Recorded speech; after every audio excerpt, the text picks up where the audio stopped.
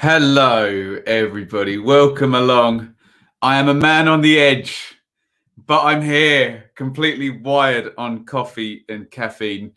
We are an hour behind here. This is the championship review show for round number 33. And as you can imagine, running a championship YouTube channel and an Ipswich Town podcast, the last about 18 hours has been an absolute nightmare.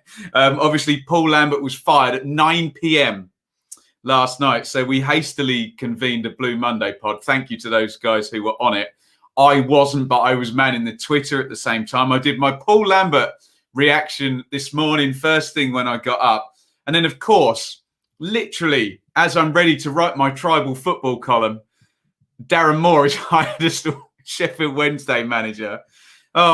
Then I was already planned on a call at 10:30. That got put back, but then I managed to do that. I finished the tribal football column. That has been submitted. I'll post that up in Patreon for you guys.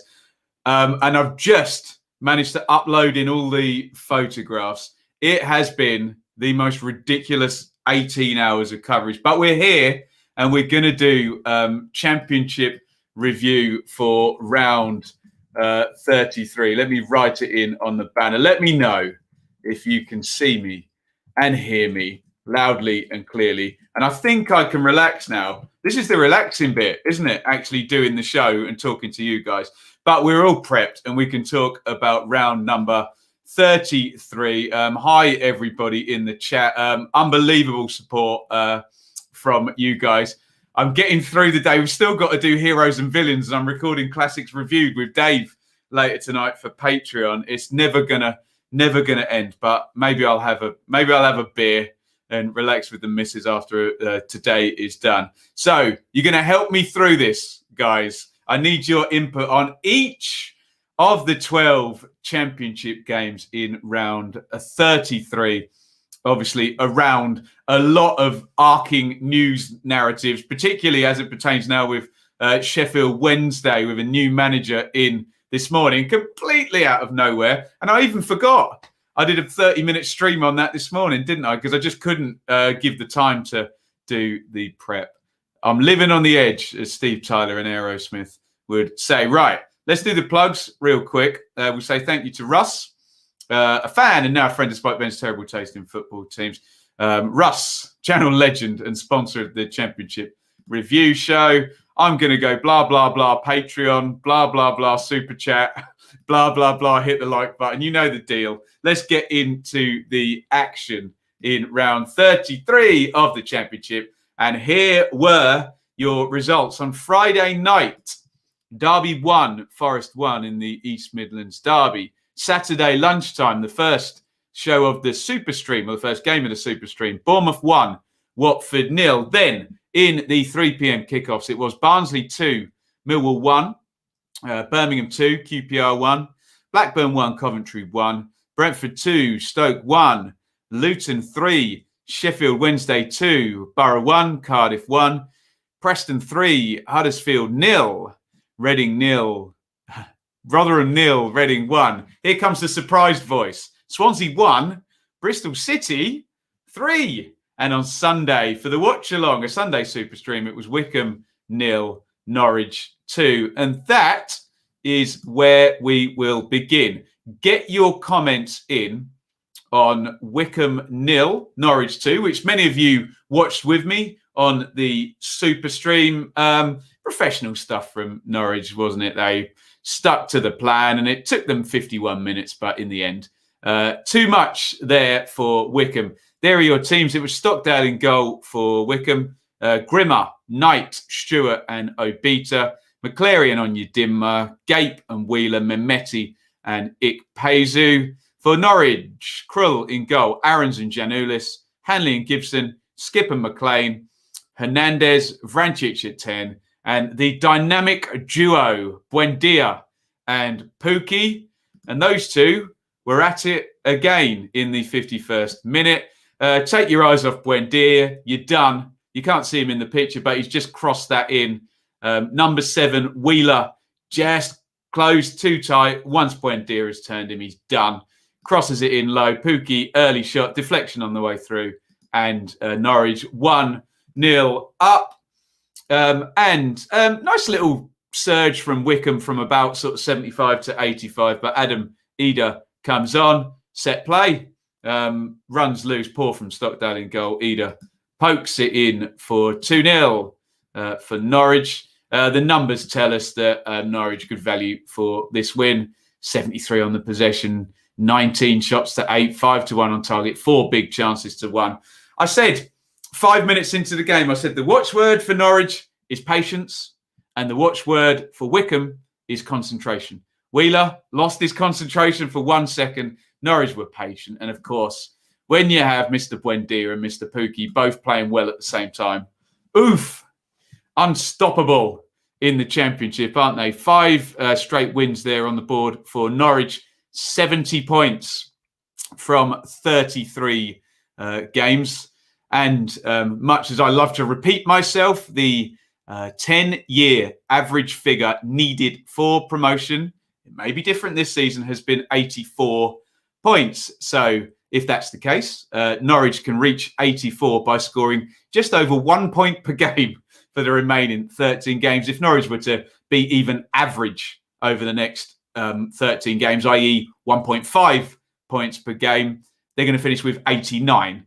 So it's going to take the most mighty of collapses for Norwich not to be promoted from this position. They look good for it. And even things like you look at the bench yesterday and, you know, it all looks fairly cut and dried now. Norwich 7 points clear of second, 10 points clear of third place Watford, who lost. Wickham, minor splurge from them. It's no shame to lose for a team that was in League One last season to lose to a team that was in the Premier League last season. Wickham 7 points from the last 5. And I'll keep up my narrative with Wickham. They're 11 off relegation. I'll talk to you in 3 wins time because that's kind of what it would need to get close, weren't they? Do I have a chance? The 10-year average screenshot. I'll give you 3 seconds on it. There it is. He wants to look at the playoffs, doesn't he? I can send that to anybody who wants to see it. Don't all shout at once. League is won by Norwich for me. Norwich very efficient at this level. Matt, I think that's game, set and match for Wickham and Norwich for their respective objectives. Respected Ainsworth making 5 subs at once. You got to love it. I mean, you did change the game. They look like scoring numerous times. A good game. What else have we got in here? Wickham gave it a good fight. In the end, Norwich won. Too much quality. Yeah, agreed. Wickham tried hard. I think Norwich cruised through, barely leading second. They didn't, did they? Afternoon, Ben. I think Bits has been tampering the Paul. I've seen that, yeah. The Paul Cook wiki page. Thank you, Lee, a super chat. Keep going, fella.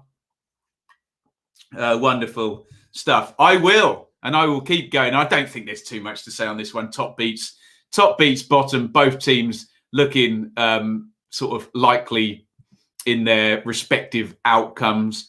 Norwich just do enough to win games. Always leaves other teams feeling they could have got something. Yeah, and I think Norwich, they face a lot of very defensive strategies against them, don't they? Where, you know, they're given the ball a hell of a lot. And I think context is king when we're looking at these Norwich games and this Norwich season.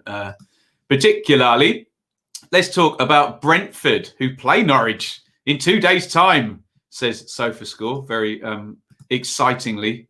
Is it exciting? 7 points clear. So it was Brentford 2, Stoke City 1. And Brentford now record back-to-back wins after the 3-game losing streak, that it did go behind early in this one.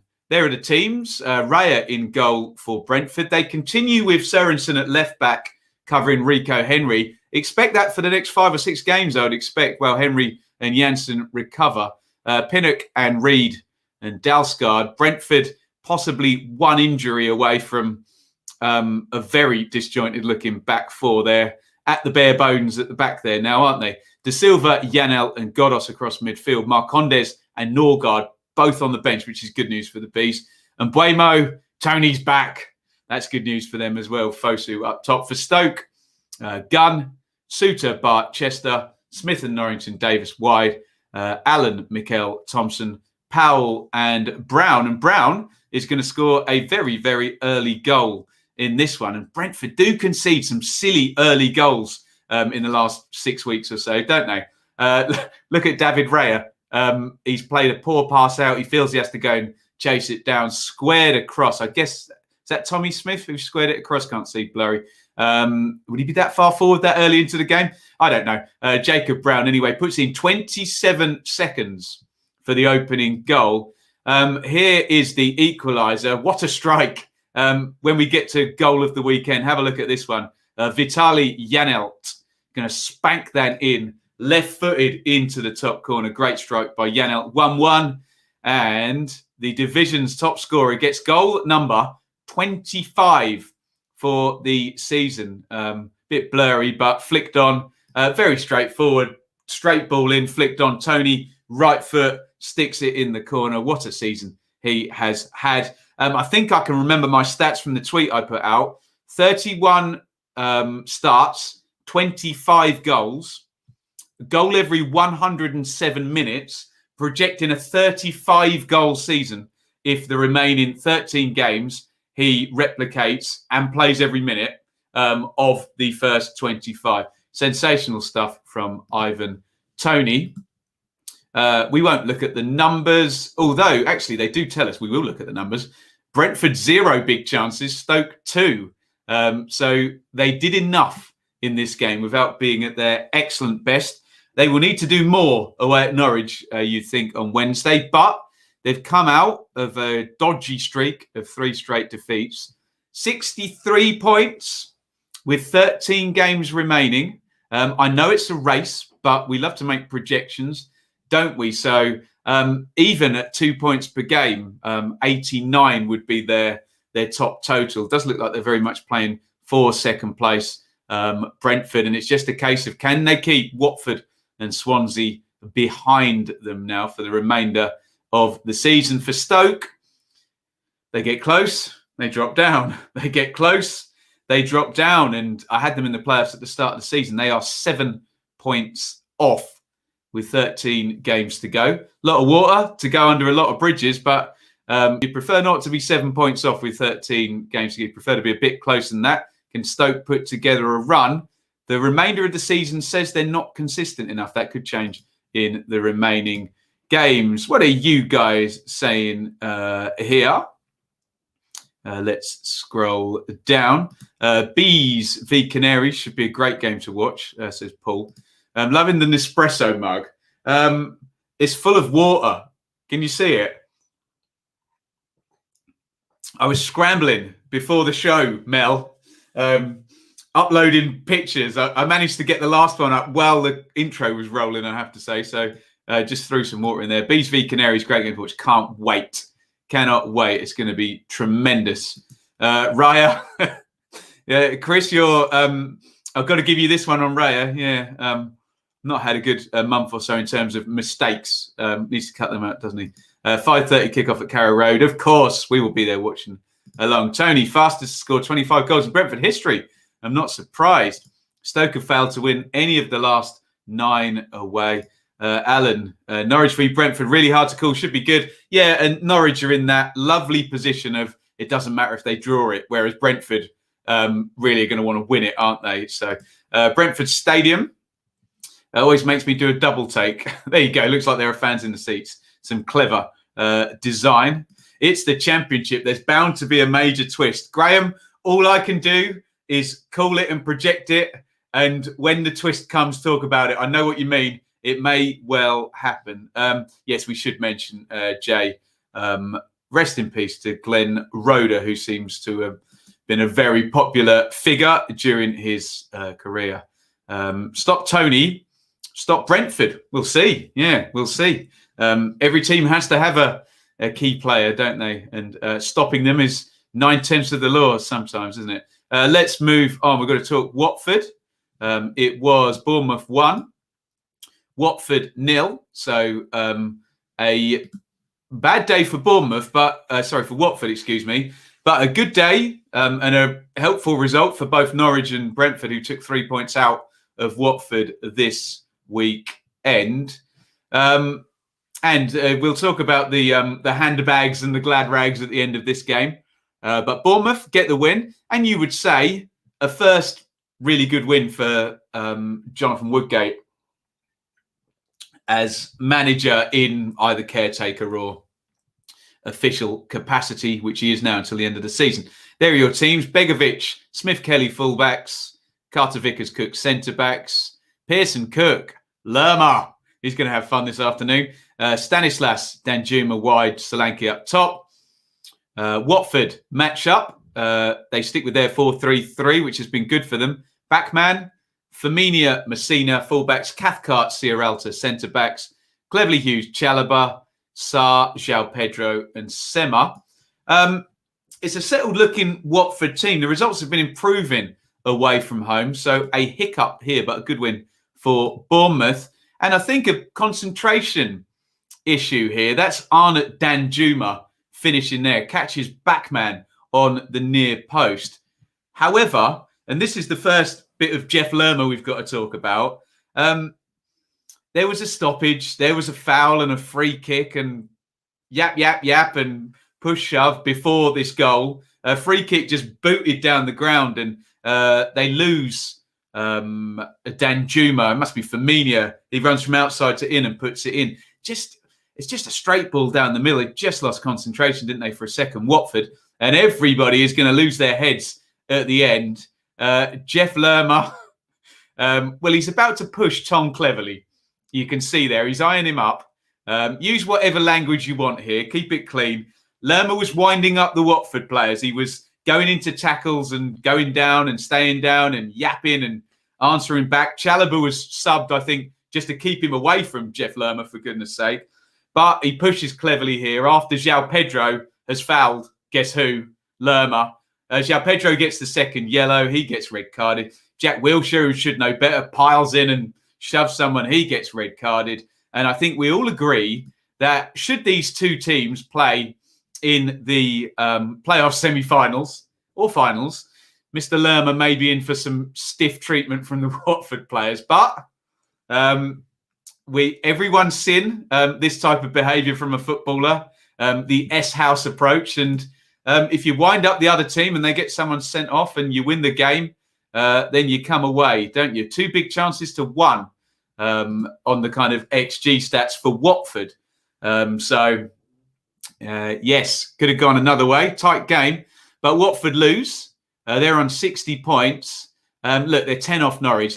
Can we just talk about this in terms of Brentford, Watford and Swansea as it stands in a 3-way shootout for second place? Things could change. At the moment, it looks like 1 from 3 for second place. And that's, we could get a crazy run from somebody. Watford are in there, but Swansea have the games in hand, don't they? We'll talk about Swansea in a minute. Bournemouth back into the playoff spots. Barnsley tucked in behind with a game in hand, and maybe the momentum is elsewhere. But we've all said it, Bournemouth's squad on paper should be good enough to get in the playoffs. It really, really should. So can the players and a bit of continuity and a bit of competence, so all it needs, competence from Woodgate, can that be enough to get them through?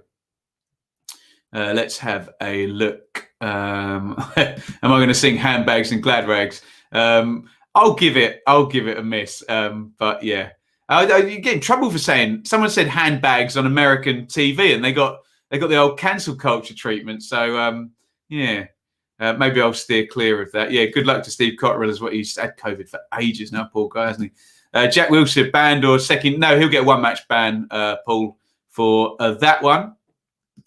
Which Watford could have nicked a last-minute equaliser. Bournemouth showed more steel in this game, in which Watford were the better team. Bournemouth fans perceive a lack of fight, effort and cohesion in their side, but I've not noticed any. There you go. Pushing is not clever. Not big. It's not clever. Using the dark arts to his advantage. There you go. I said use what language you want. That's a pretty good impression. Jeff Lerma doing his best Robbie Savage impression. Tremendous stuff. free kick for Watford. Then somehow it became a Bournemouth free kick. I don't recall. Jason, Lerma versus Deeney. Oh, what are you talking in a boxing match? I'll go with Deeney, I think. Watford lost it. Provoked, need to be more professional. Well, you'd rather now than in a playoff semi-final, wouldn't you? So Bournemouth with Cardiff and Barnsley breathing down their neck. Absolutely, James. And for want of a better word, heavy breathing when it comes to Barnsley as well. More interest in the dark arts than the passing arts. I still love watching Wilshere, though. Even if he can't move around like he used to. Just watch how he receives the ball and plays with his head up. And maybe I should watch him in an exhibition game. But we'll see how he goes, Mr. Wilshere. Swansea lost at home to Bristol City. Couple of alarming recent results for the Swans, where they've been so good, haven't they? But of late, a 4-1 defeat at Huddersfield and now a 3-1 at home to Bristol City. Now, before anyone points this out, I will give you the most glaring stat in the history of football. Look at that. Swansea, 6 big chances. Bristol City 1 and a 3-1 home defeat. So look, we all know what the underlying numbers said about this game. But as I've just written in my tribal football column, it would be churlish not to let Bristol City have their moment in the sun. And their second 3-1 away win of the week. Nigel Pearson took official charge on Wednesday morning. So his first game in charge, this one. But they've won 2 away games and they've won them both 3-1. Here is the teams. Woodman in goal for Swansea. Latta, Bodier, Cabango and Guay. Bidwell and Roberts, wing-backs. Hurahan, Grimes, Danda as a 10. Ayew and Lowe up top. For Bristol City, Bentley, Viner, Mariappa and Callis. Bare bones. Towler, wing-back. Hunt the other side. Palmer against the team he was on loan to earlier in the season. Backinson and Naj.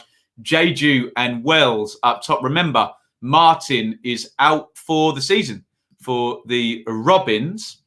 Here's the opening goal. That is, that's Palmer, isn't it? Handball. I was going to say, is that Semenyo? Similar haircuts.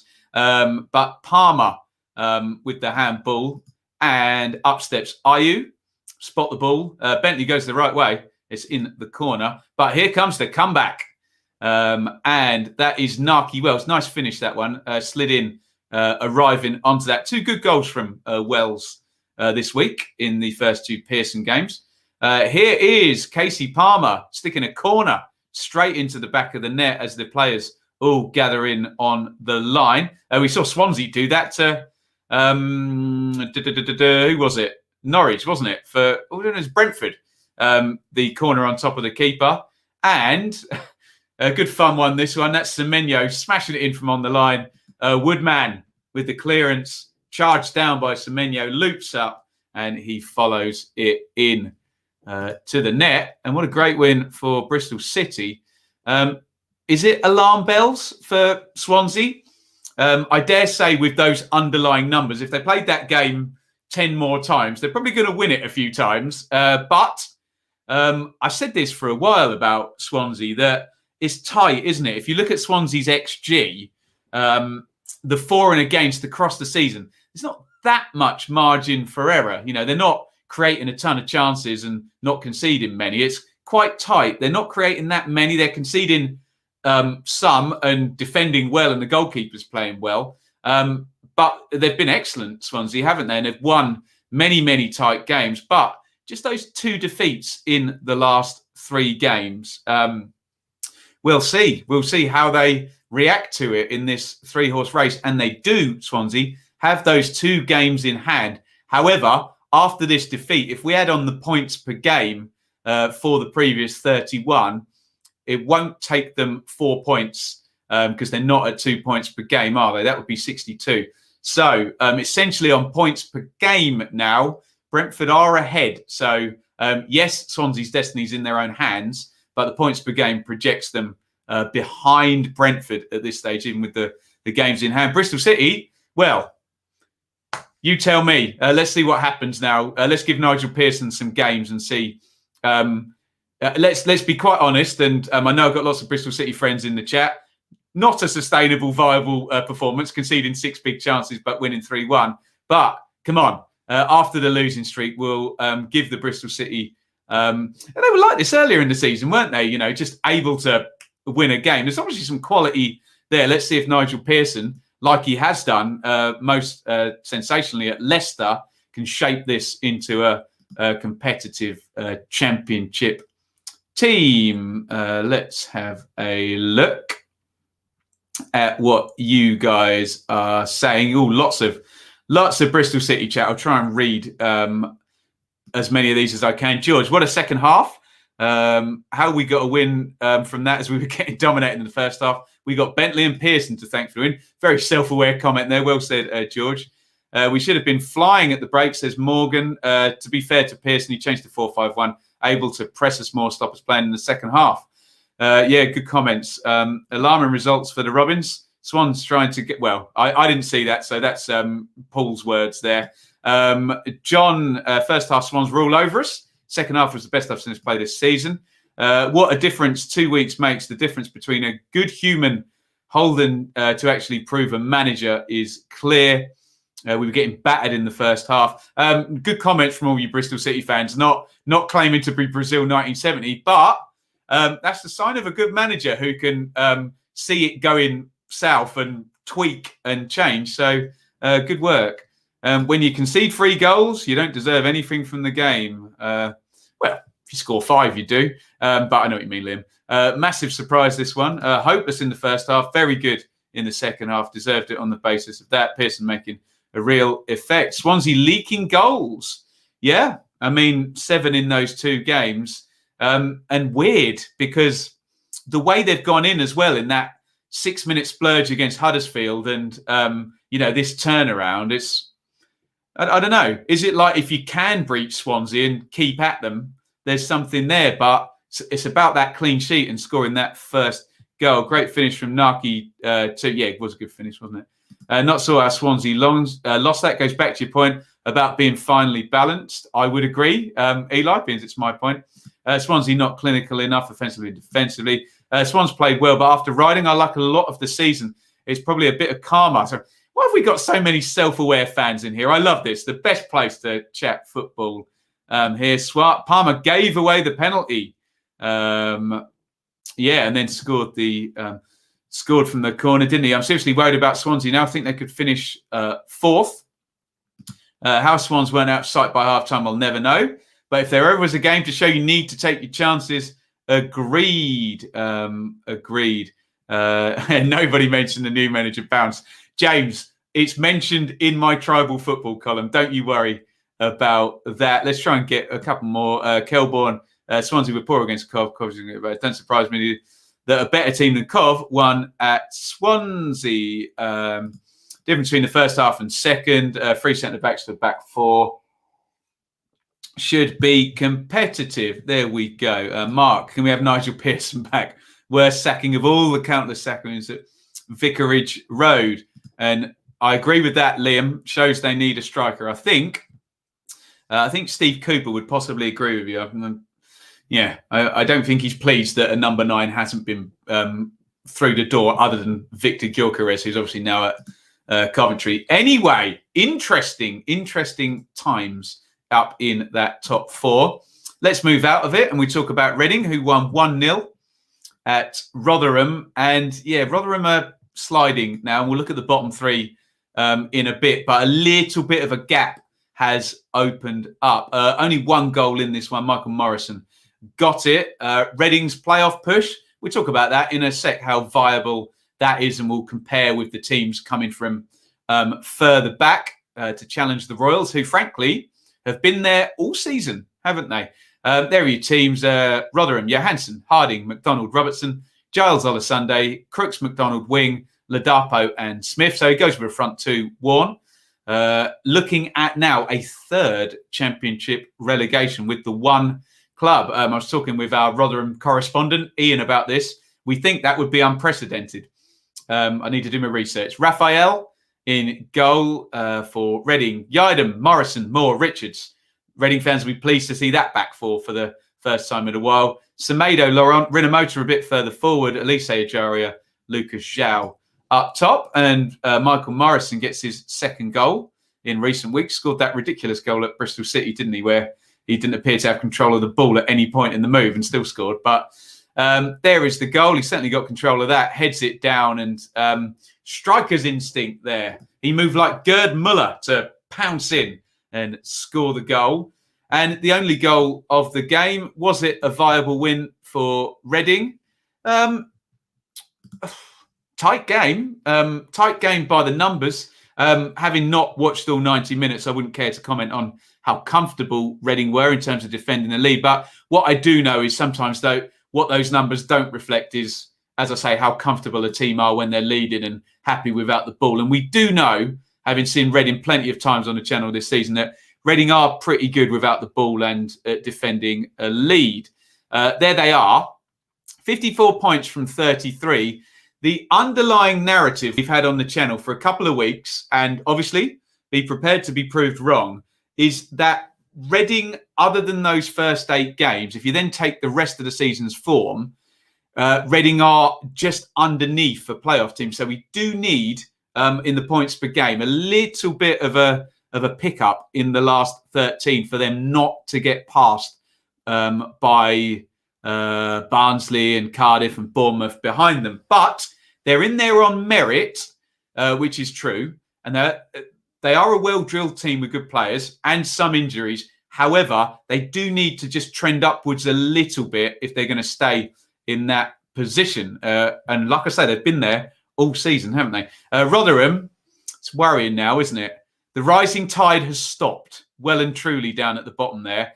And if you look now, all of the bottom 3 have sunk below my normal 10-year average there of 45 points and a point per game. It looks like, if things continue, that 45-point average is going to keep you up again this season. But you don't know. And we'll talk about Sheffield Wednesday as well, new manager in there today. So let's have a look at your comments, Rotherham and Reading. Almost seems like deja vu. Rotherham again this season. Work hard, put in huge effort, but look short of the quality needed. Can't argue with that, John. Rotherham have lost 4 consecutive games 1-0. I didn't realise that, Chris. So they're not scoring. Battling performance from Reading. I'd say we just edged it and had the better chances, but it was a tight game. Joseph, what are you thinking about the possibility of an upward trend on the points per game now? Worried for Rotherham now. I was hoping they'd stop up. I think whoever loses Wednesday, Rotherham midweek goes down. That's a good call. That game must be at Wednesday, mustn't it, as well? Reading only in playoff position because of the good run at the start of the season. What else have we got in here? Just to let you know, Paul Cook is at Portman Road. Please, not today, JG. Please, I've done enough videos for today. But yes, what we do know about Mr. Marcus Evans and Ipswich is he only tends to make a managerial change when the other one is ready to go. So I'm not getting to bed today, am I? What a busy day. Anyway, let's talk about Barnsley. It's always fun talking about Barnsley, isn't it? 5 wins on the bounce for the Tykes. My contention with Barnsley after the last good run was that they were good against teams in the bottom half and didn't win hard games. That's been proven wrong now, hasn't it? Because Barnsley, the win away at Brentford, and this is a game against the Millwall team that's been on a good run as well. They're beating everybody now, Barnsley, and it's very exciting, especially if you're a Barnsley fan. It's exciting if you're not a Barnsley fan. Really good team to watch. And you know me, banging the drum against the awkward parachute payments and what that does to distort the league. So I'm all about a team like Barnsley coming up from League One and giving it a good old crack, like their opponents Millwall have in the past few seasons. 2-1 in this one. And do I even need to read you the Barnsley team? So settled, isn't it? Collins in goal. He's got the shirt over Walton. Solbauer, Hellick, Anderson, Stiles and Britton, Mowat and Palmer. And we all love to see it, don't we? Just Hoykoff a front three. It's like a Sabutio bar, isn't it, at Barnsley? Just replace the entire front three row of players whenever they want to keep their pressing going. Woodrow, DK and Morris start in this one. For Millwall, Bialkowski, Hutchison, Pearce, Evans, Romeo Malone, Thompson, Woods, Williams with Bennett and Wallace up top. For the Lions, here are the goals. Barnsley take the lead early. Not the best defending for this goal. Free kick down the middle, manages to find its way to Coyle Woodrow about 3 yards out, who can force it past Bart there. This is a really good goal, actually, by Mason Bennett. Real quick counter-attack, drives with the ball, pressure on the shooter, but he manages to angle the shot left-footed on the run into the far corner. Lovely goal, that one. And this is a nice finish as well, actually, by Michael Hellick, who's a real good threat from set plays, isn't it? It's recycled, as you can see, by the player's position, and it goes back in over the top. And Hellick, first time, slams that one in past Bialkowski for the Barnsley victory. Let's look at the underlying numbers. 2 big chances to 1, 6 shots to 3 on target, 10 corners to 3. Looks like a pretty viable win for Barnsley, who would have been in the top 3 if Bournemouth hadn't scored that goal against Watford. Obviously relies on Cardiff drawing as well. But big picture there for Barnsley. They've taken 2 points out of Cardiff and Middlesbrough. And I guess the first thing they need to do, if this is going to be a serious playoff challenge, which means from now to the end of the season, 14 games, can they be doing 1.7, 1.8 points per game for the entire season, and then hope that there's no mad dash from anyone around them and someone above them needs to regress a little bit. But with the game in hand as well, that helps. It's very exciting.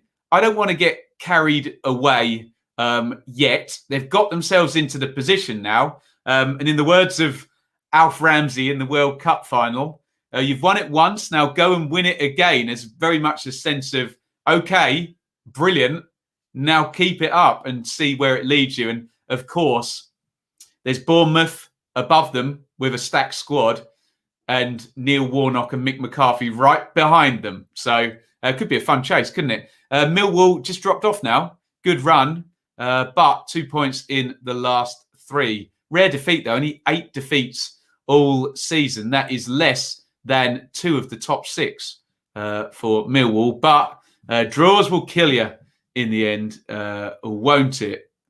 Let's have a look at your comments on this. What have we got here?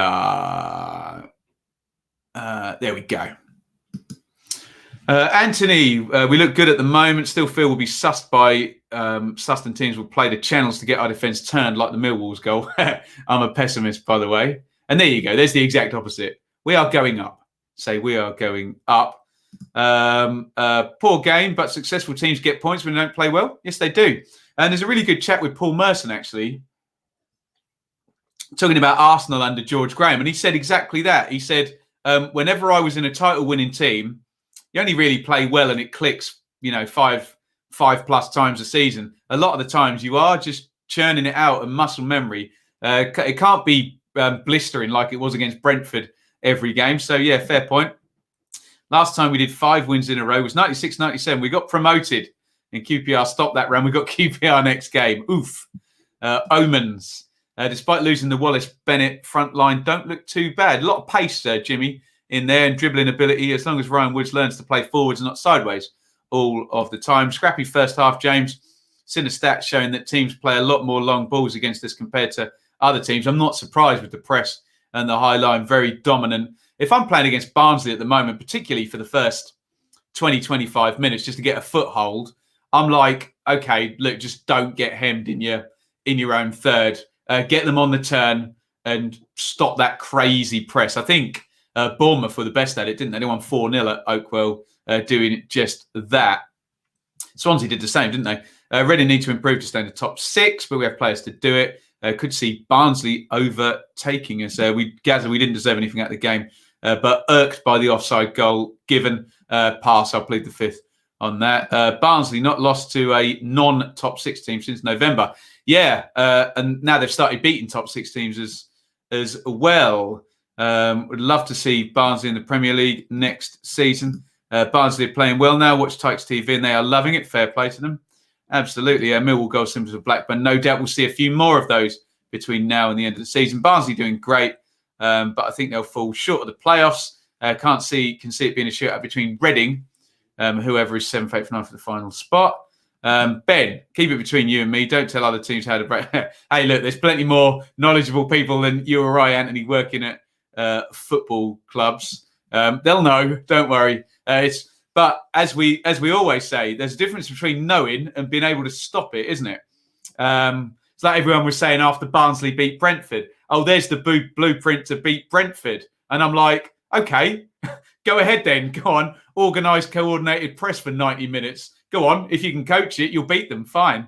We haven't even played that well since the Brentford game, just grinding out results. Got to be done, though, hasn't it? Enjoy no sleep for the Blue Mats. Stop it. Hey, stop it. We're too far from the playoffs or relegation to worry about either. Writing our season off and hoping a fully fit squad, solid recruitment. That's on Millwall from Julian.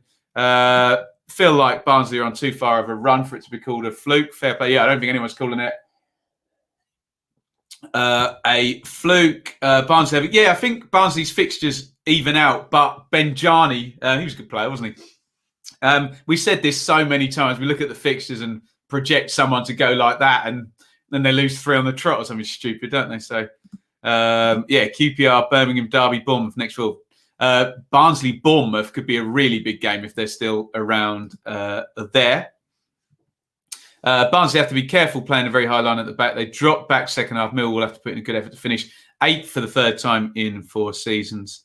What else have we got? Running interesting for Barnsley. Played a lot of the top half twice. Well, let's see. Do remember, though, in the playoffs, you literally have to play 3 games against the top 6, don't you? So sometimes it's nice to have the practice, isn't it? And get a feel for those top 6 teams rather than avoiding them. But hey, who cares? Barnsley avoided relegation at the last seconds last season. They're having a great time this season. Well done to the Tykes. Let's talk about Cardiff. It was Borough 1, Cardiff 1. And the Mick McCarthy winning streak is over.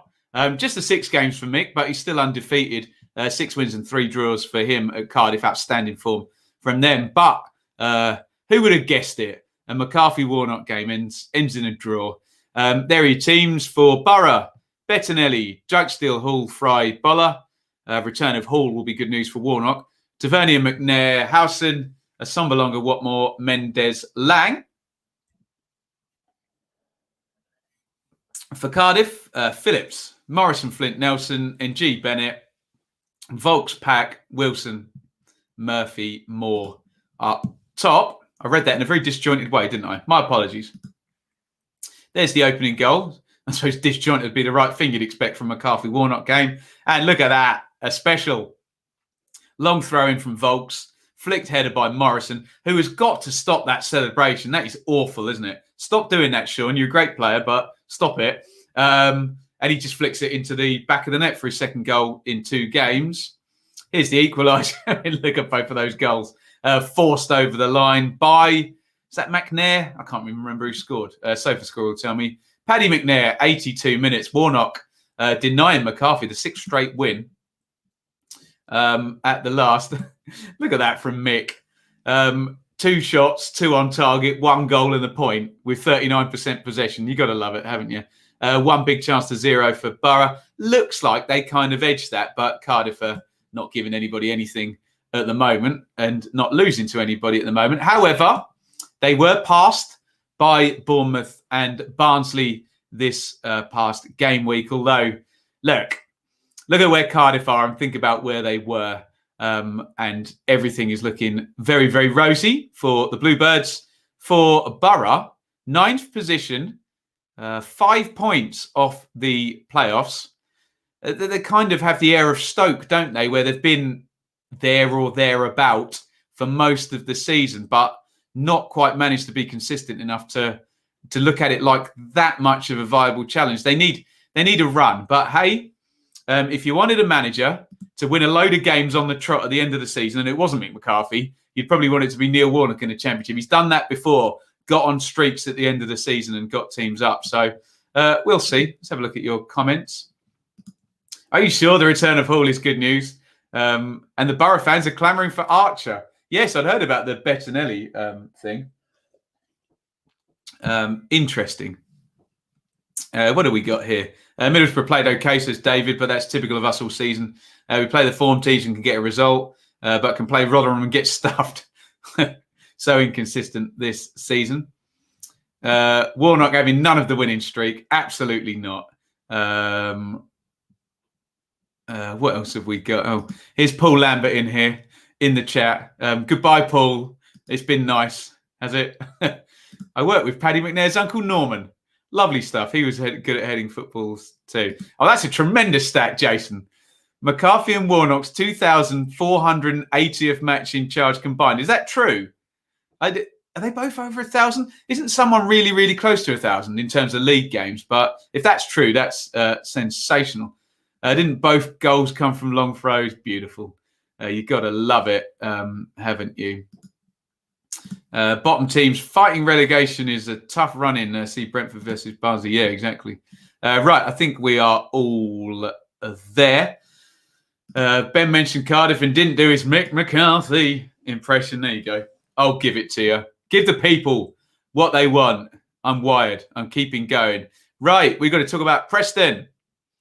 Preston 3, Huddersfield 0. And here's a spoiler alert. Anthony Gordon is my Loney of the Week in my tribal football column. Tremendous stuff.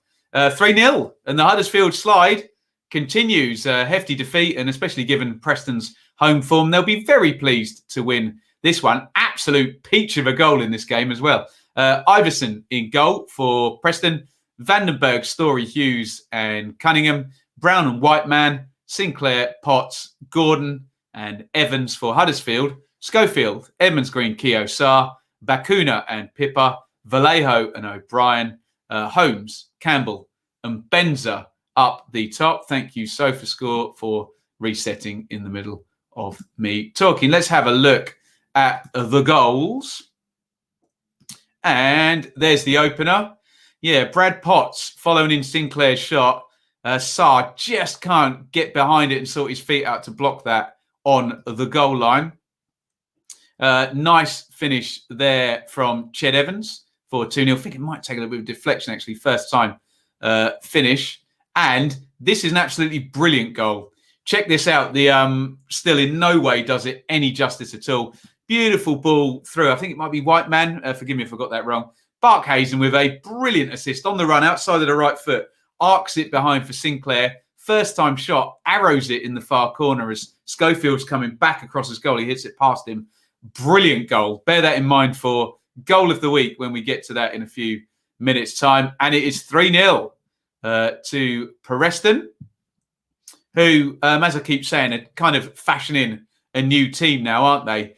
And 7 points in the last 5 games. Decent enough. They'll be happy, I think, to finish somewhere in the middle, retool, go again next season. Keep your eyes on Gordon, the left winger, who got some good reviews. Huddersfield, well, the slip continues. However, it has coincided with the slip for the bottom 3, who have got a combined 4 points between them in the past 4 games. That's all 3 of them. So 4 points in 12 games for the entire bottom 3, if you think of it like that. And they do have a 7-point gap. Rotherham have got 15 games to go. So Huddersfield, they just need to put 1 or 2 wins on the board in the next sort of 4 or 5 games just to keep their heads above water, barring a big surge from one of the bottom 3, which looks unlikely at the moment. But hey, it's the Championship, isn't it? What do we got here? Preston are the Southampton of the Championship, flirted at both ends of the table, levelled off at mid-table, sell their best assets and don't reinvest. There you go, Jack. Where are we going? Dan, it feels good winning 3-0 after missing 2 penalties against Cardiff. That game will give us some confidence for Millwall away. Remember, Preston generally better away from home. Right, let's talk about Sheffield Wednesday and Luton and a fine comeback win for the Hatters. Sheffield Wednesday have this morning announced that Darren Moore, much to everybody's surprise, having managed Doncaster at Ipswich at the weekend, is now their new manager. Incredible stuff there. And has he arrived with a knowledge of League One, or has he arrived to get them away from the bottom, or are they hoping he can get them away from the bottom with the knowledge that he knows League One? You tell me. But this was the massive swing, wasn't it? Where at minute number 49 in this game, or in this round of games, forgive the time difference between the two games, but at minute 49, Sheffield Wednesday were out of the bottom three and Birmingham were in the bottom three. At minute 90, all change, 5-goal swing, 6-point swing. Killer for Sheffield Wednesday. Brutal watching it on the Super Stream. Thank you for those people who joined me for that. But we should mention it's not all about Wednesday. Great comeback for Luton, who picked off after a treble substitution by Nathan Jones Wednesday in the second half. Look at that. Cornick and Panzu and Ray all in for the second half. Anyway, the team in the first half that didn't do so well for Luton was Sluga, Pearson, Craney, Potts, Naismith and Clark, Tunnicliffe, Morell, Dewsbury Hall, Adebayo and Ince up top. The Wednesday team, Wildsmith, Erhagid, Lees, Burner, Harris and Penny, Hutchison, Brown, Bannon. Sorry, I should dwell on Brown starting for the first time in a long, long while. Obviously a former loanee for Luton, and Patterson and Windass up top. Here are the goals. Josh Windass manages to scramble that one in. Callum Patterson setting that one up. I think they got caught trying to play out Luton and got punished. This is a great finish by Josh Windass. It falls to him, comes onto the play. You can see the Luton players trying to set, and he just larrups it with the right foot into the top corner. Brilliant finish by Windass. 2-0 and out of the bottom three at half time, weren't they, Wednesday? But treble substitution. And here come Luton. This is a good goal, actually. A nicely worked corner into the near post. And Naismith was obviously the designated guy who's going to run in. You can see the big guy. Is that Adebayo at the back post? I don't know if he's on yet. I think it's him. No, he started, didn't he? The big guys go to the back post. Naismith goes to the near post and glances that one in. Nice finish for 2-2. That is... who scored the second goal for Luton? Too blurry a picture. Ryan Tunnicliffe sticking that one in for 2-2. And, spoiler alert again, my player of the week in my tribal football column, Elijah Adebayo, scores for the second consecutive game for Luton. And we love to see a player come up from League Two and start to make a difference for his team. Looking at the numbers, you would be, to use a well-worn football cliche, as sick as a parrot if you're a Wednesday fan. Look at that. 4 big chances to 2, 17 shots to 7. Only 3 shots on target for Luton, and they scored all of them. So just a dire outcome there for Sheffield Wednesday, especially considering what happened at Birmingham, which we'll talk about in a minute. And all of a sudden, Birmingham have scored 6 points in 3 games, and Sheffield Wednesday are 6 points adrift of safety. I'm sure if you're a Wednesday fan, you'd probably rather finish more than 6 points adrift than less, because then at least you know that that punishment wasn't ultimately, literally, what kept you down there. For Luton, excellent stuff. 41 points now with 14 games to go. Looks very, very good for Luton, doesn't it? After a bit of a worrying slide. Look at that, 7 points in the last 5. Let's have a look at your comments. What are we saying here? There we go. Lazarus wouldn't say Wednesday now. Yes, indeed. Our non-performance in the first half was actually scary, missing Lockyer massively. Fair play to the players in the second half. Adebayo gives us something completely different. I'm not reading that, Owen. No way. Jones changed from 3 at the back to a diamond. The fabled Nathan Jones diamond, put in his trusted players Ray, Cornick and Pelly. Completely changed the game. Callum, poor first half from Luton. Shocking defending throughout. Then go back to the diamond. And Adebayo put in another class performance. Looking forward to seeing him in a watch-along. To lose from 2-0 up is a shocker. Moore, I can only think, has been brought in to the club with League One in mind if things go badly. A lot of people agreed with you, John. I did a 30-minute stream on this earlier in the day, in this mad, ridiculous day. It's coming up 3 o'clock. I have not stopped since 9 p.m. Last night. Brown first start in 153 days. Wow.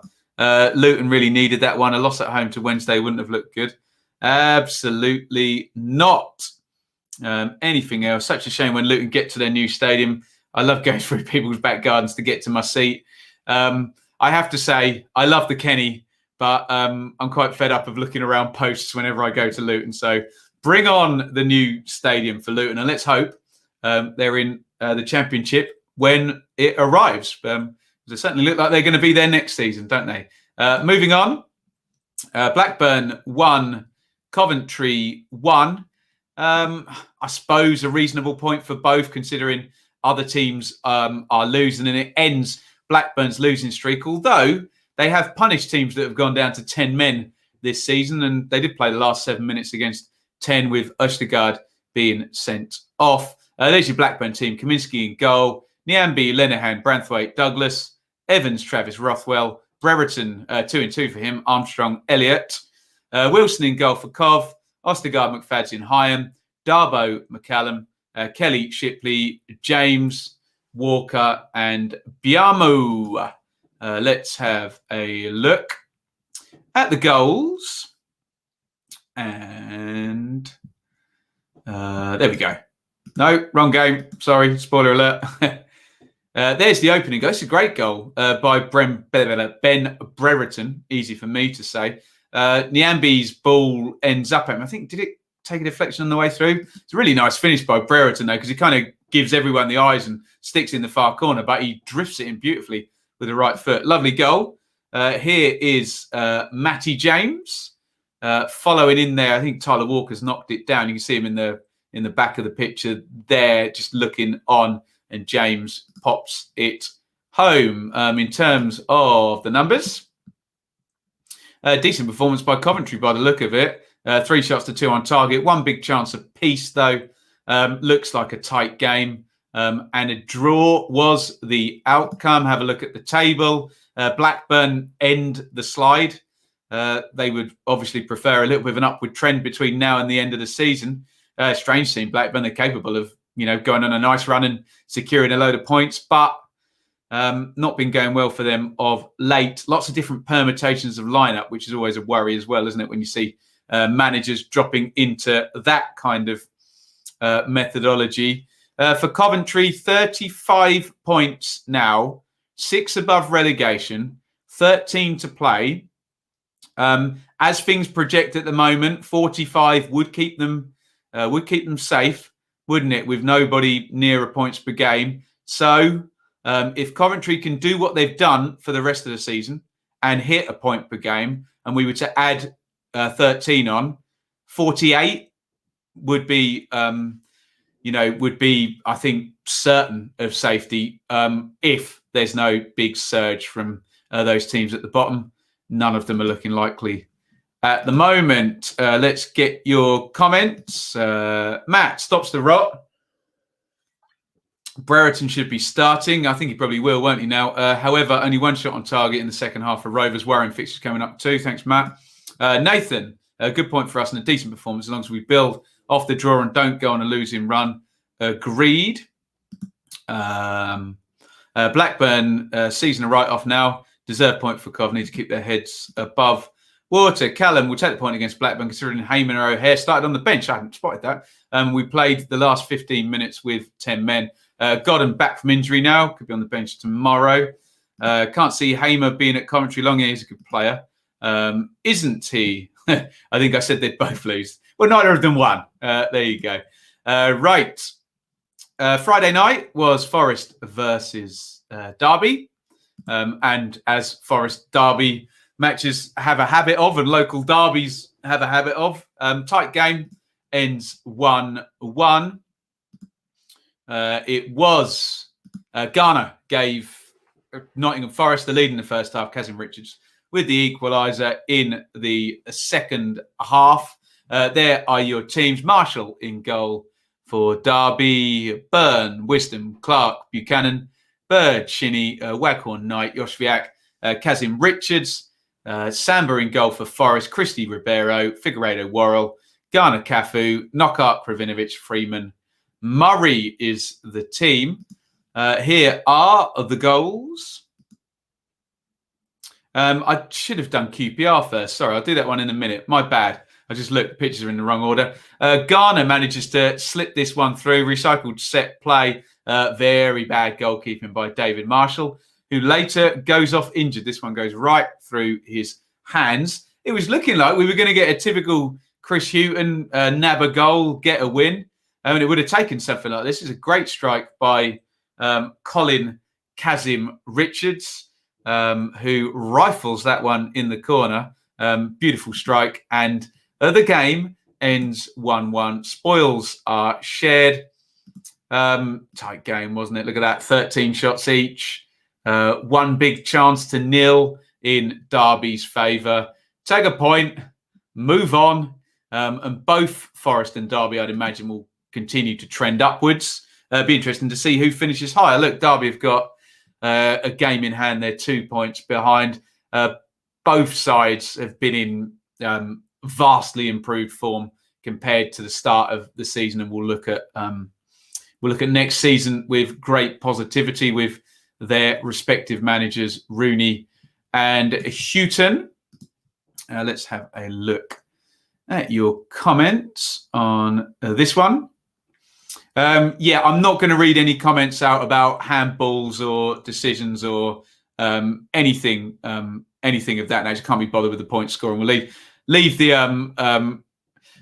opposing fans to argue with each other amongst themselves rather than on here. Marshall had a Stockdale moment there, indeed. I'd have taken a point before the match. Would have loved one 20 minutes in, and feels like 2 points dropped after. Fair play, great strike to equalise. There we go, Lewis. Nice one. Really poor game. Oh, I enjoyed it, Liam. We knew exactly what was coming. So it was a slow burner. Underestimated. Good strike, though. Yeah, of course. We created the best chances. Yes, Knight from the corner in the first half. I think, look, we always get in local derbies people arguing about this, that, and to other. Yes, there was a handball shout against Ribeiro. Yes, there was the open goal. Yes, Marshall may have been injured for the goal.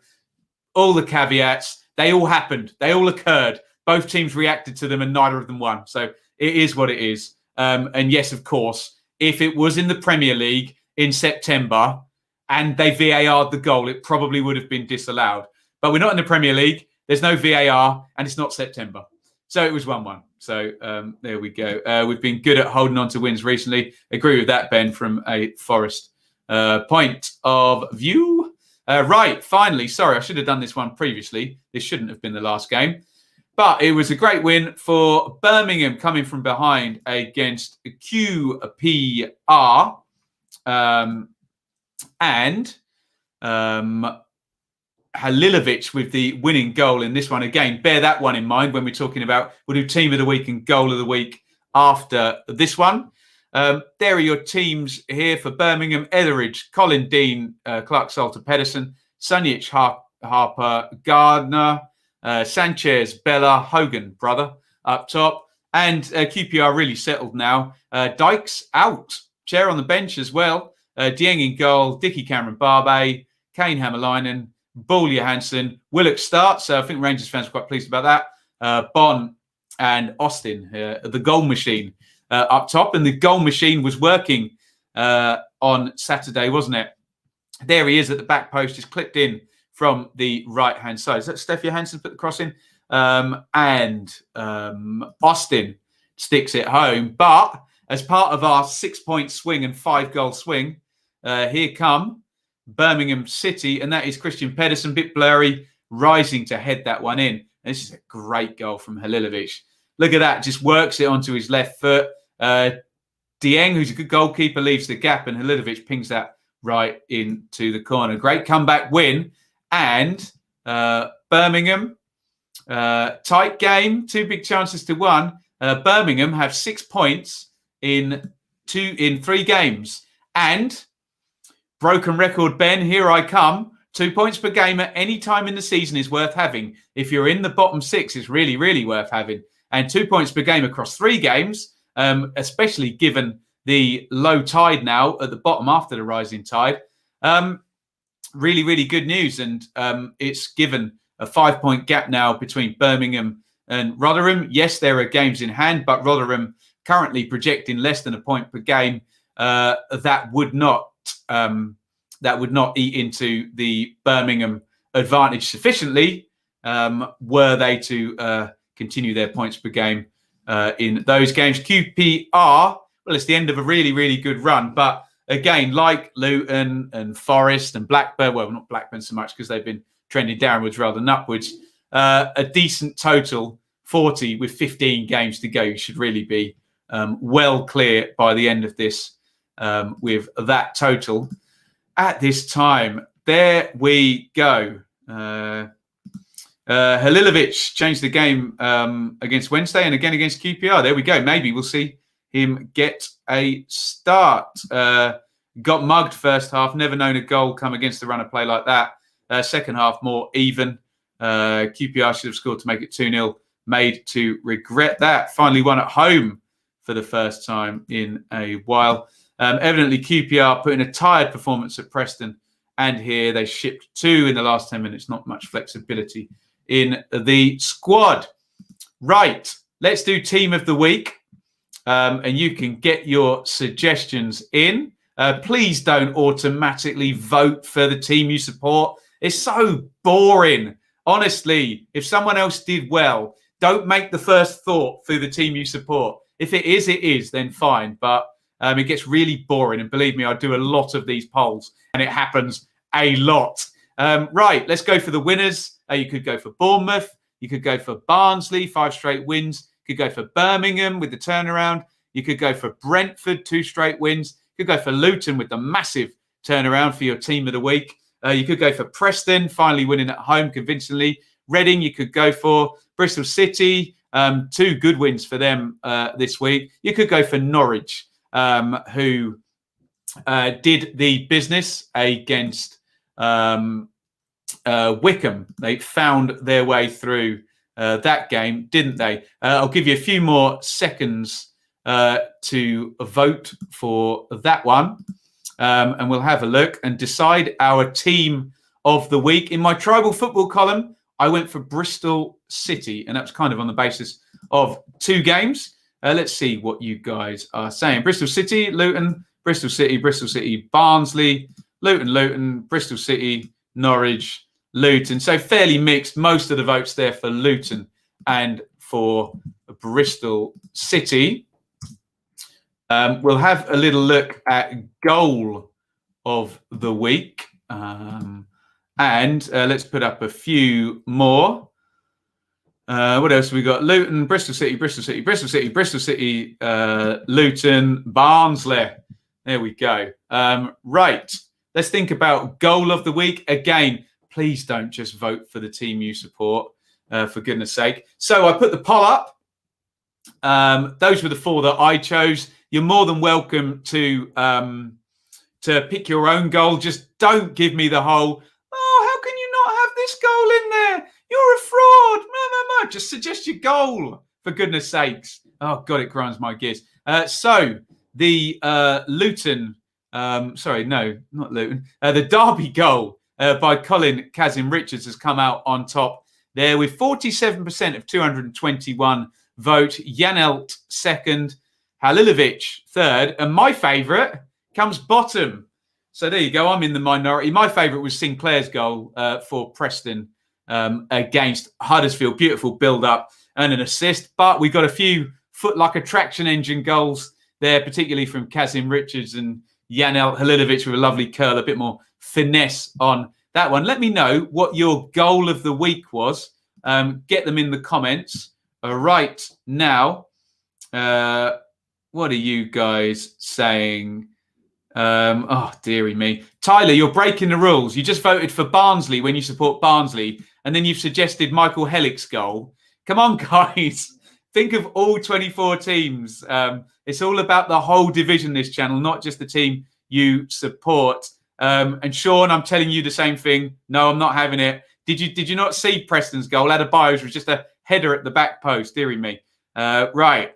Let's see if we can get some more credible votes.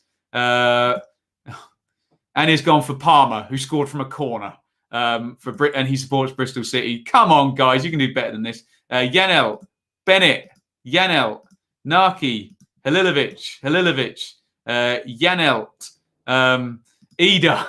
Okay, at least Richard's seeing the funny side. Oh, dear. I try and get some credibility in these votes. And everybody, or a vast proportion of people, literally just vote for a player from the team they support. There we go. What can I do? What can I do? You can see I'm going stir crazy at the moment. The Palmer corner goal was good if he meant it. Yeah, I'm not too bothered about people scoring from corners, to be honest, especially when Preston did that beautiful team move, played through the thirds, assist with the outside of the foot and slams it in rather than just, curled in from a corner. There we go. What are we going to do, hey? What can we do? I think I'm getting a bit grumpy, Ben, now, aren't I? So it's probably a good time to stop the stream. But thank you, everybody, for joining. I'm now going to disregard any silly comments, especially if you're voting. There you go. Pedersen. Dearie me. Right. Please leave your bias at the door. Janelle, seriously, there you go. Baron Bloom is the best vlogger. Thank you, Ben. Very, very kind. What finesse and power. Make sure your voting's got some finesse. Aim to score from a corner is also the best assist opportunity. Well, there you go. Right. I've got to say thank you to, obviously, all of you lot for joining for the 50th bit of content I've done today. Thank you to Russ, a fan and our friend, despite Ben's terrible taste in football teams. He is our fan sponsor. Who was it? Lee was the king of the bin. Thank you for the super chat, Lee. I will drink to that. And I bloody hope that Paul Cook doesn't get hired today because I can't do another video. We've got to do heroes and villains later. There'll be more classics reviewed over on Patreon, the Patreon exclusive show. We put clips up, but you get the whole show over there. We are doing Watford v Leicester from 2012, the Deeney goal. We're doing Sheffield United v Man United from 92, the first ever Premier League goal. And we're doing Man City 0, Luton 1 from 1983, where Luton survived on the last day of the season. Sensational stuff. Watch-alongs. What do we got this week? I'm doing Ipswich tomorrow night. So, and then we'll do a super stream or something on a Wednesday to catch up. They say it'll be a quick appointment. You've got an all-nighter. I'll set the blooming Blue Monday team on it, for goodness sake. But there we go. Right. Thank you all so much for watching. And particularly if you left your bias at the door when voting for Team of the Week or Goal of the Week. I'm going to go and talk to my missus. And is it okay to start drinking now at 3:15? I'm not sure it is. Right. Thank you, everybody, for watching. That was the Championship review for round 33. And all that remains for me to do is give you a big over and out.